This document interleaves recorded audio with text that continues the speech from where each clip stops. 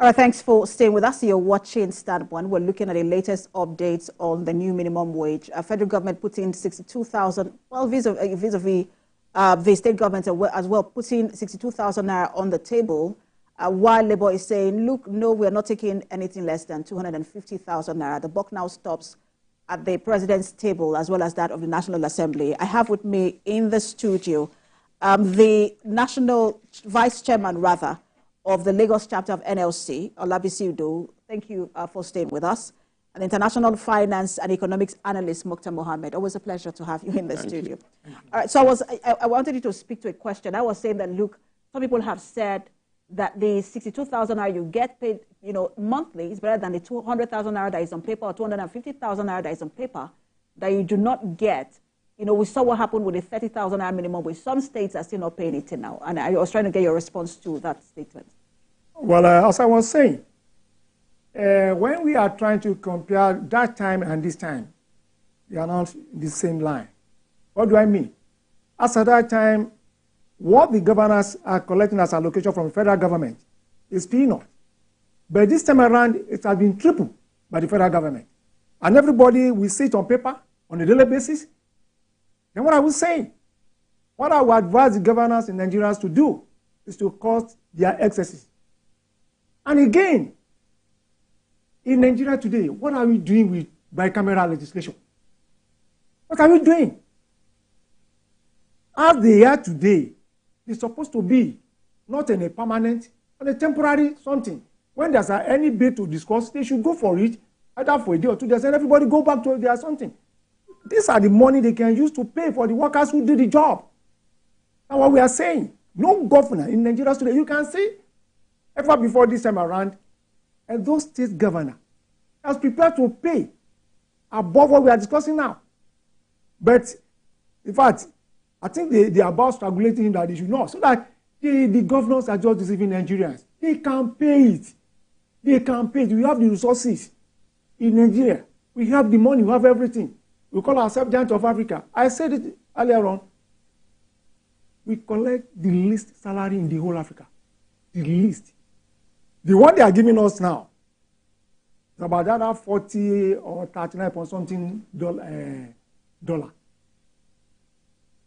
And then you are saying, coupled with the rate of inflation in Nigeria today, that money they are talking about now can buy a 50 kilo of rice for a family of 4 or 5 or 6 for a month. Transportation is there. Utility is there. These arguments you put forward about inflation is the same argument that the governors are putting forward. No. Just a minute. That, the monies they earn now might look bigger, but because of the inflation rate, the value has actually reduced. Forget about that. They are not being sincere. Which money are they receiving? They are trying to introduce such a thing. No, it's not possible. It's not possible. They should cut their excess. We know now. They know. They know what we are talking about. The fact that just like when the nurse are saying, when we are talking about their salary, that what we are saying was not true. And we told them, come on board, come. Maybe they collect that money by cash, we don't know. Somebody prepared that salary they are talking about. And it passed through a channel to somewhere before they reach them. So that we know what we are saying. Fact and figure. They should come on board. Tell them to cover the names. Place it. We'll investigate it again. We know what we are saying. It's not a fallacy. Not a fallacy. They should come on board. This money they can pay it conveniently without any problem. We know what we are talking about. If you are collecting as a governor, you are collecting 1 naira or 10 naira as an allocation before. And now, you are now collecting 350. What are we saying? Look at that percentage. And then if the federal government could look at it critically or genuinely or whichever way, increase certain people by 300%. Not 10%, not 20%, 300%. And those people that do the job to get those money, they are not saying they should continue to live in abject poverty. That's never done. Who does that? Who does that? Labor creates wealth. Labor creates wealth. They should listen to us. We are not asking for much. We are not asking for many things. But you're asking for that. Many of us now cannot send our kids into school again. Many trek, go around, you see Nigerians, look at their faces. But I will come to you in just a moment. But are you also considering the consequential salary adjustment that would follow and the burden that they say that would also create? I've been saying it, I've been saying it. They are not being sincere. They are not being sincere. Okay, look at this now. We have said it here. 19 billion for somebody to travel from this country to another place. 90 billion.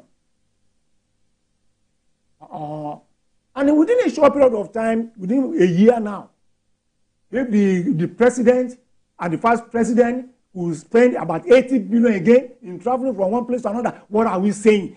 If you listen to the comrade just now, they commissioned a place, renovation, just renovation, 20 billion. What are we saying? Who's a fool? We have to be sincere. Great country, great people, but bad leaders. Enough is enough. We have what it takes to allow Nigerians to enjoy without going anywhere. In this country, we have everything.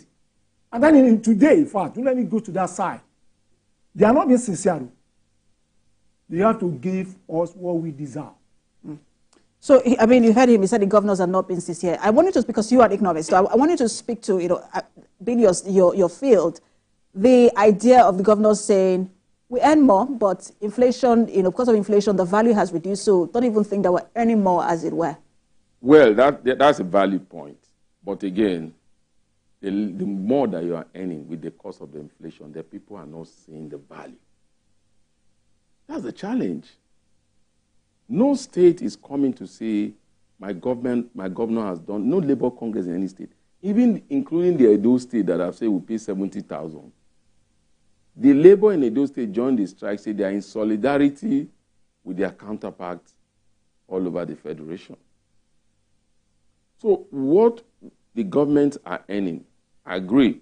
But again, if you are earning above, almost over 100% above what you are earning before now, and then now inflation that you are now coming with is, according to the Nigerian Bureau of Statistics, I like saying according to them, is about 34% averagely.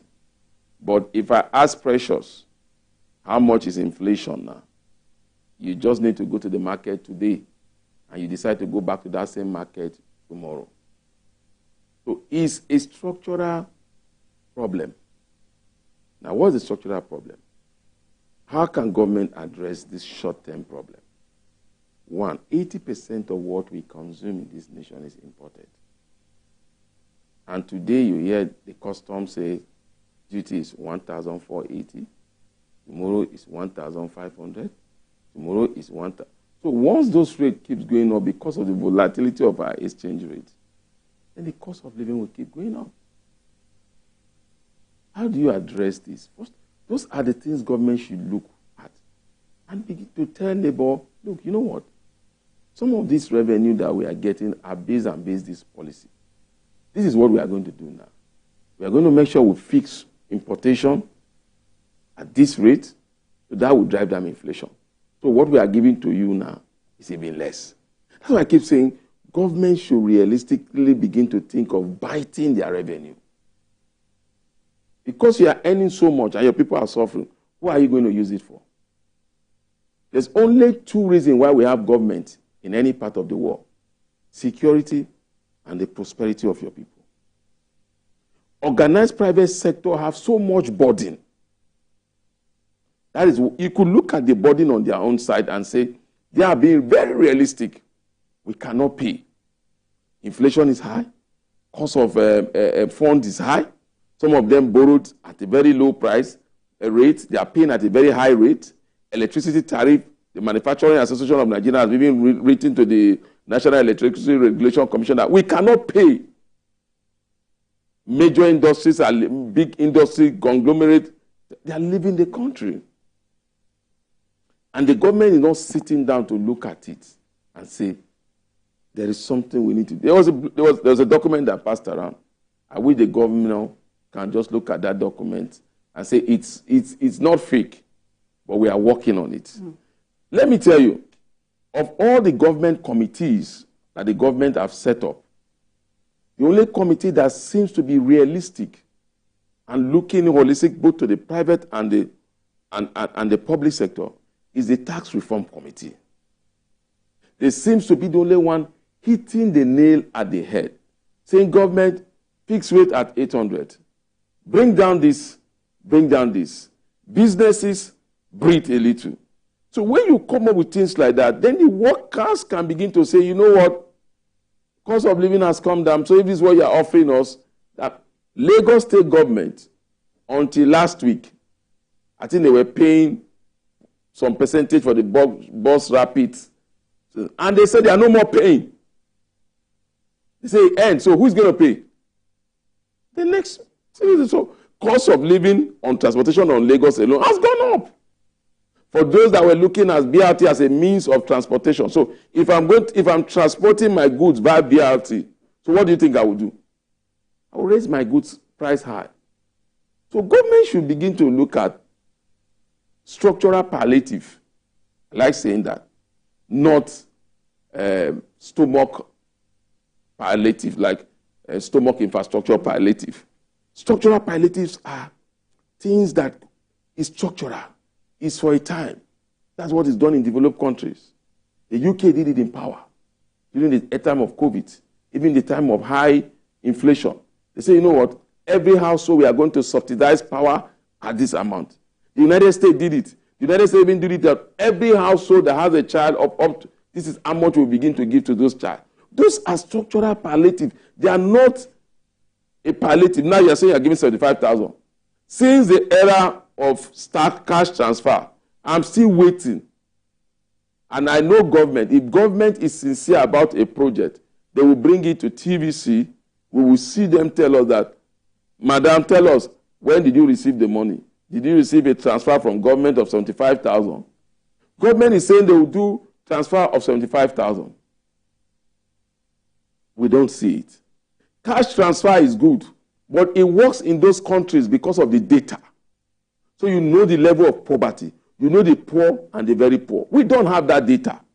You are using electricity now. Social investment. That department is. Well, I wanted to also come to the. I was going to talk about issues around, because you have talked about the structural palliative, and I wanted to take it to him. Is that something that Labour will consider? If government says, look, take the 62,000 naira, but we'll put other things in place in a way that your 62,000 naira becomes valuable. You know, we can't be the mouth of federal government or the state government. You know, everything must come to the round table. I can say with all authority that the federal government and the state governors, they are not sincere at all. If you can give a window of 31 days for discussion, and they could not do anything, and they wait till that minute, in other words, well, you know, as organized labor, whenever they call on us for discussion, we must go. But they will wait to the last day, whereby the populace, they are not looking at us as a traitor or a coward. You know, they are using that one as a weapon to blackmail us. Don't worry, they soon go. They go and collect their money. The federal government and the governors are not sincere. We don't want any structural adjustment or structural adjustment whatsoever. We don't want that one now. What we are talking about now, we need a living wage. And that's the only way forward. Anything short of that, we don't need it now. You see, I'll keep on saying this. We have plenty, but we are living in abject poverty. Let us be sincere with ourselves. The figures flying here and there is real. The present administration, when they came about, I continue repeating this. And I've said it has been an issue. If you are collecting 100 naira, and all of a sudden, that 100 naira increased to 400 naira. Let the governors come and tell us what they are using those money for. And they are not telling us they cannot pay this, they cannot pay that. They are jesters, so they are going to pay it. We work. All this money that we are talking about, trillions, billions, all this, who did it? Who did it? In fact, this what we are discussing now. Do you know this thing? We don't need to discuss up to this level. Every 4 years, it's in the Constitution. We don't need to be making noise here and there. You then set up any committee to increase the judiciary money. You then set up any committee to increase the NAS money. You then set any committee to increase the governor's money and House of Assemblies. But when it comes to the issue of workers in Nigeria, there will be problem. As at that time, there won't be enough money. As at that time, they will not give us statistical analysis that is not tenable anywhere. In other words, to prevent us asking, demanding for our own right. As at that time, they'll be telling you this and that. Enough is enough. Enough is enough. We are not babies. We are not babies. We passed through primary school, even though we didn't go to school. What is going on now? It's obvious to everybody. I'll continue to say, if we are sincere, we are not dragging anything with anybody. The little one that we deserve from the federal government and the governors in this country, they should give it to us. If they are sincere, I'll continue saying this. 31 days, we give them window for open discussion. Look at this. Oh. If you don't do this, they will not wait till that minute so they can call us names. They thought the jara we did last time, they thought Nigerians will not follow us. That's why they are waiting. And you don't mind them. Don't mind them. That's what they did. Don't mind them. But when they saw it coming, they started running from pillar to pole. Whichever way they look at it, they should listen to our leaders. This time around, 3 digits is not negotiable. The resources is there to occupy what we are discussing. Yes, we have it in abundance. Calling us giant of Africa is not for nothing. No. It's for real. I said it. Good country, good people, with bad leaders. They are so self-centered, selfish leaders. They believe so much on themselves. They should cut their excesses and pay us. They should pay us. The money is there. Okay, so let's talk about the private sector, which is another conversation I think you also raised earlier. That, look, private sector, most of these companies cannot afford to pay 3 digits. So it means that you are saying that some people will have to lose their jobs so that some people can be paid, and that it will lead to a loss of jobs. Have you also considered that?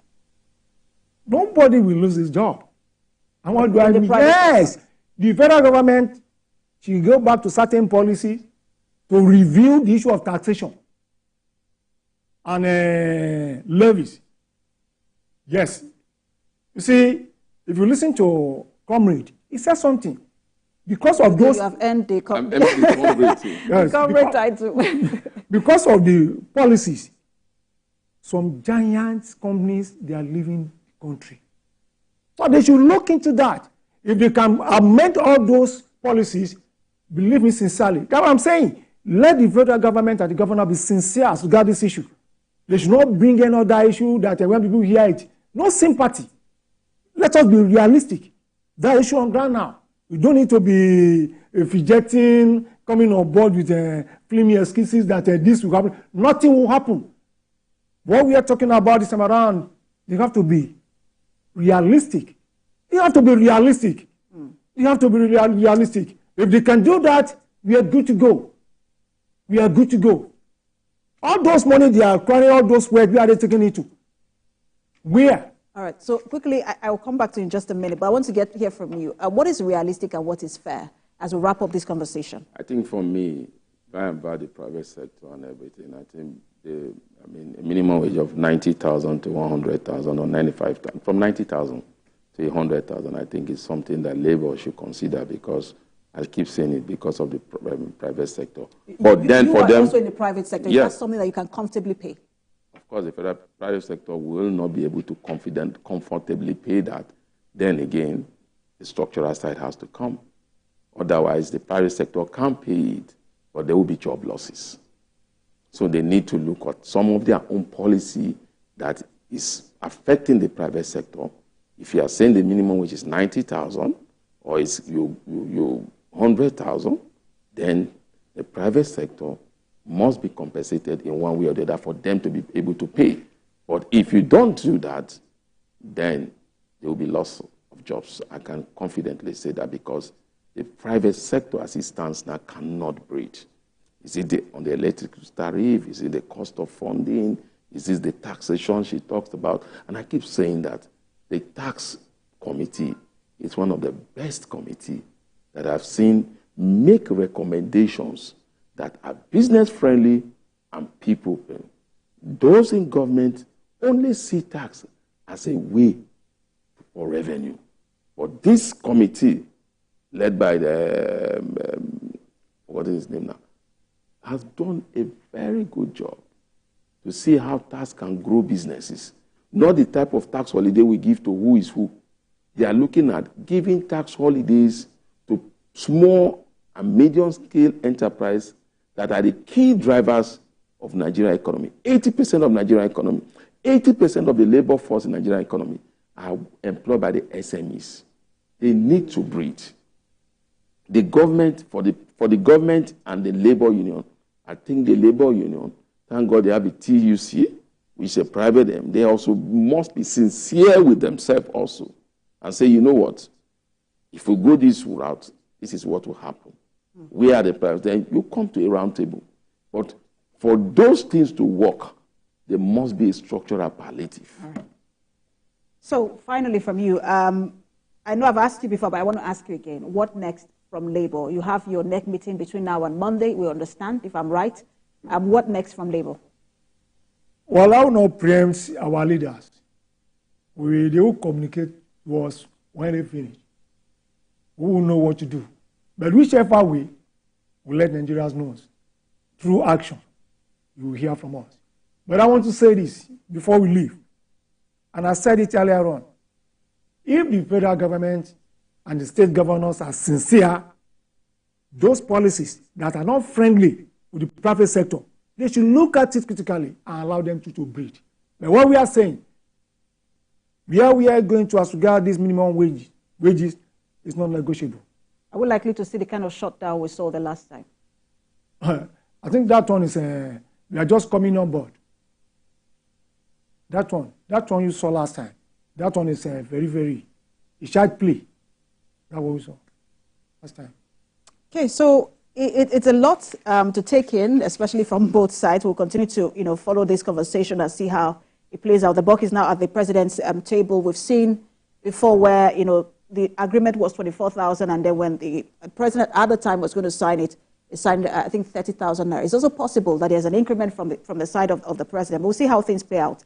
Thank you so much for your time. Vice Chairman of the Lagos chapter of NLC, Olabisi Idowu, and also International Finance and Economics Analyst, Mokhtar Mohammed. Thank you so much for your time. Thank you. All right, you've been watching Standpoint. Remember, there is a repeat broadcast at 11 p.m. tonight and 5 a.m. on Sunday morning. I am Precious Amayo. Thanks for watching.